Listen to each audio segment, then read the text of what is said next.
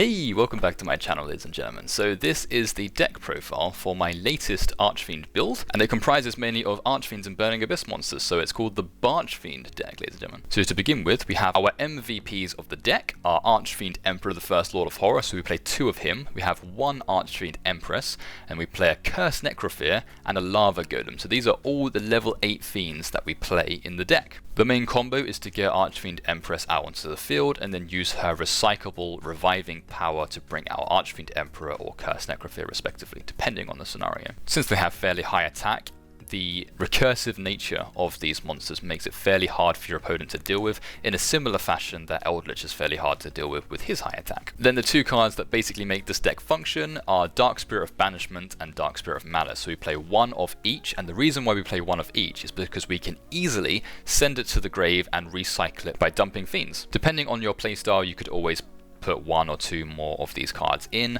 I prefer Dark Spirit of Banishment simply because it's a battle trap. Dark Spirit of Malice has its own uses, and in particular it can be used to summon, deal some damage, and if they try and destroy him, you can just use his effect to dodge it and then summon something even stronger in its place. Then we play 2 Fiendish Rhino Warrior. So you could cut this down to 1 because the deck functions perfectly fine without 2 of them, but having 2 gives you that option to send extra fiends from your deck into the grave to recycle your Dark Spirit monsters. This can become quite useful if you're in mid to late game. So the deck itself is fairly control focused, so being able to survive through your opponent's plays and resources to the point where you're at full power and they're kind of sitting there, twiddling their thumbs because they've run out of cards effectively. Then we play a fairly small Burning Abyss engine, so we play 2 Seer, Mellow Branch of the Burning Abyss, we play 3 Graph, and then we play 2 Skarm.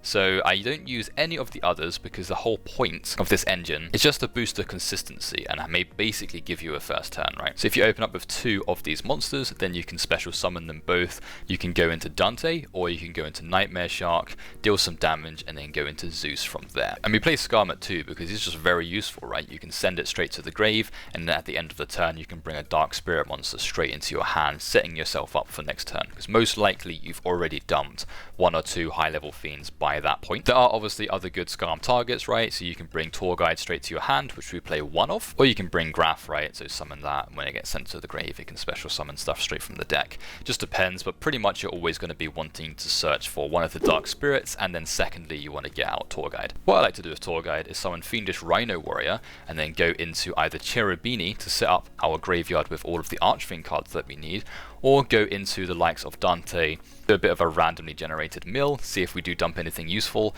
or we can go into Nightmare Shark and go into Zeus from there. So you have quite a few options. Tour Guide also enables you to go into IP Masquerena, setting yourself up for a Nightmare Unicorn play on your opponent's turn. So you get a bit of extra disruption, not too bad. And then finally, we round off the list with 3 Ash Blossom. So 20 monsters, not too bad, eh? Now we get onto the spells and traps. So we have 16 spells and 4 trap cards. So one of the most useful cards in this deck is Dark Spirit's Mastery. So we play this at 2. I've pretty much played with the ratios, right? So 3 does work, but it is a bit annoying when that's sort of all you draw. So Dark Spirit's Mastery allows you to discard a card, and then bring a level 8 fiend from your deck to your hand. So if you're going second and your opponent has established their board, it all looks pretty strong. Bait out the odd negate, use Dark Spirit's Mastery, bring Lava Golem to your hand, and then just wipe the field with Lava Golem. Pretty cool. It feels good to be able to search out Lava Golem in this deck. So pretty good opening strategy is use Dark Spirit's Mastery to discard Graph, and then Graph is going to summon to the field Sir or Skarm, and then you can summon another Burning Abyss monster, and then go into your XZ's plays. Similarly, you can get rid of Fiendish Rhino Warrior, right, and then that can dump Skarm into the grave. You could also dump a high level fiend monster into the grave, so that sets you up for next turn. And if you don't bring Lava Golem to your hand, then pretty much your go-to monster is to bring Emperor to your hand, because if for whatever reason your other cards start getting negated, at least you can summon Emperor, maybe do some spot removal or recycle a Dark Spirit monster at the end of your turn. If you bring Empress to your hand, sometimes it can be the better play, but you're going to have a bad day if you can't summon it, because no one likes Empress in the hand. You do not want to be drawing Empress, ladies and gentlemen, let me just make that clear. Then we have some extenders, so we play 1 Monster Reborn, pretty standard stuff, and then, spicy tech of the week, ladies and gentlemen, we play Water of Life. Archfiend guy, what's Water of Life? Well, I'm glad you asked, YouTube. So allow me to enlighten you. So Water of Life is a pretty old card now, and it doesn't really see much of any play. I can't remember the last time I've seen someone use Water of Life, but basically what it does is if you control no monsters, target a monster in your graveyard, special summon it in attack position, but for the rest of the turn, you can only use that monster's effects. So it doesn't lock you out of special summoning or anything. It doesn't banish the monster like Shuffle Reborn. It just means you can't use any other effects. It doesn't matter that much for an Archfiend deck because they just rely on big beaters. So you can summon Empress to your side of the field as a 2900 beater, job done, right? You can attack monsters. If it gets destroyed, Empress just revives a monster anyway. Who really cares? You could also, for example, use its effect, summon Empress to the field, normal summon Archfiend Emperor, and if you're under the effect of skill drain, then that's straight away a Dingirsu or a Zombie Stein. You won't get Dingirsu's effect though, right? So Water of Life comes in handy. I play it at 2. You could probably just play it at 1 and sub something else in, but I quite like it at 2. Additional extenders, so we play Instant Fusion. So Instant Fusion allows us to go into either Theseus, which is the level 5 tuner fusion monster, or we can go into a regular fusion monster and then go into our plays from there. We play 1 Pot of Duality. Honestly, you can cut this, right? You can put an upstart in if you wanted to. Pot of Duality works quite well because you don't really special summon loads. You normally just dump things into the grave and special summon the one thing that you need. So it's quite a reactionary type deck. So Pot of Duality, right, if you draw it, great. You can sift through your deck for some cards. You could probably cut it for a lure, right, or trade in, or any other draw card, really. It's all up to your preference. Some spot removal, so mass board wiping potential with Harpy's Feather Duster. No one likes it when your opponent sets 5 and passes, right? So Harpy's Feather takes care of that. We play 2 Cosmic Cyclone. You could cut Harpies for a 3rd Cosmic Cyclone if you wanted to, but I quite like mixing it up and having 2 Cosmic and 1 Harpies. We play 1 Foolish Burial, so this allows you to pretty much set up whatever you want, right? So dump Graph, special summon Seer, and then that's your loop done, right? Dump Skarm, search a Dark Spirit monster. Dump Rhino Warrior, send more Fiends to your grave. If you've already got Dark Spirit monsters in your grave, then just send Empress or Curse Necrophir, revive those monsters, and then you've got your special summoned monster already and waiting for you. We play 2 Void Apocalypse, so this is generic Fiend support. You could play 3 if you wanted to, just bear in mind, the more discards that you do, sure, you're setting up your grave, but then you're not replenishing your hand a great deal. So you don't want to be left in the position where you exhaust all of your resources just to set up your grave. So we play 2 Void Apocalypse, discard a card, send a Fiend from your deck to the grave. Easiest combo is discard Fiendish Rhino Warrior, send a Dark Spirit monster, then send a Fiend, replenish the Dark Spirit monster through its effect, or send Skarm, and then at the end of the turn you get to search it anyway, right? Just depends on what your opponent's got. Or use it to send Graph, right? Who cares? Sincere. You can also use the Dark Spirit Sinister Serpent effect, right? So if you've got a Dark Spirit in your hand, discard it, send a Fiend, it will revive itself, and you haven't lost any advantage, so it's pretty decent. But if you get Ash Blossomed into Oblivion, then you've just lost your Dark Spirit monster, so really be careful when you do that. It's quite a greedy play. And then the final spells of the deck, we have 3 Forbidden Droplet. Yeah, it's pretty expensive, right? But it's so good. So you can out-Dragoon with this card, and that is the card that really screws us over.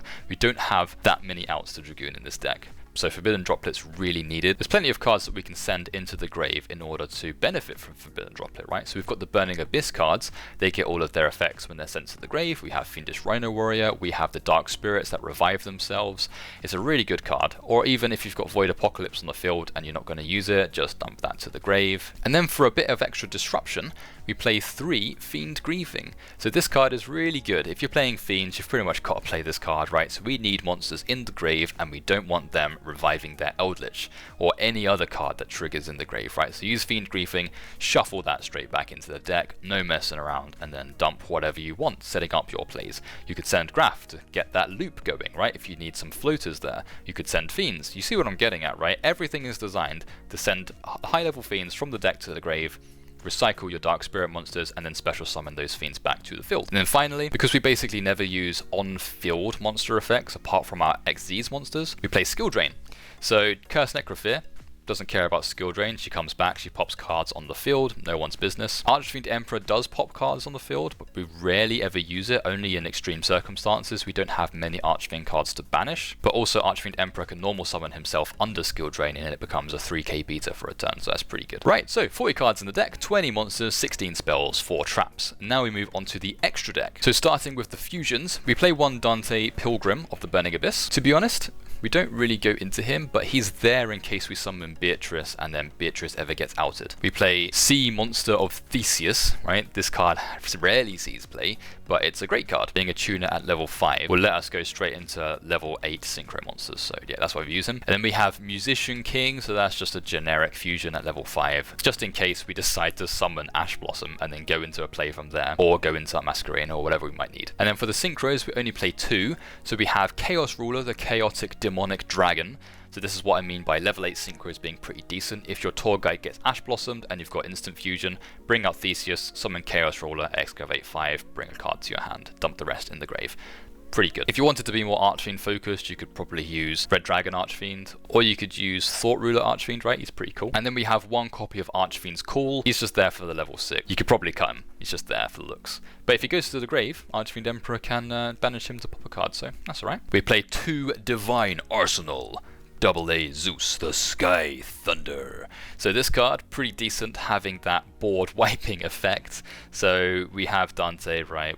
We have Nightmare Shark. Getting Zeus in this deck is really easy. So we play 2 of it just because we can, and it's free. And then for the 2 rank 8s, we have Zombie Stein, because 4,500 attack is pretty strong. So summoning that to deal with Red Eyes Dark Dragoon is something that you're probably going to be doing a lot. It also outs things like Ultimate Falcon. Just sometimes you need a big beater on your side of the field. And we also play Dingirsu, so being able to send cards, right? That's really good. If Dragoon's on the field and the gate has already been baited, then Dingirsu also outs Dragoon, so that's not too bad.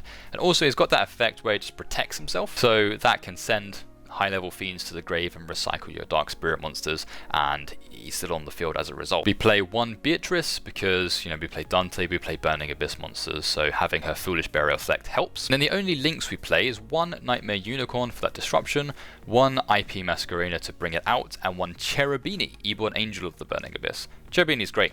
Summon it, use its effect, discard a Rhino Warrior to the grave, send a Scum, send an Archfiend monster, right? It sets up your graveyard perfectly, and then it can also protect itself with that sending effect, or protect your monsters from card effects if they're linked to it. Not too bad. So that wraps up the whole deck. I hope you enjoyed this video. If you want to see the deck in action, then I'll post a link in the description below. We had a Barchfiend versus a True Draco Eldritch deck, so be sure to check that out. If you liked this video, then my name's Adam. If you didn't, then my name's Steve. And if you want to see more Archfiend related duels, reviews, combos, and discussions, then feel free to have a browse. Hit subscribe and the bell icon if you want to see more of this kind of video in the future. And until next time, ladies and gentlemen, I'll see you around.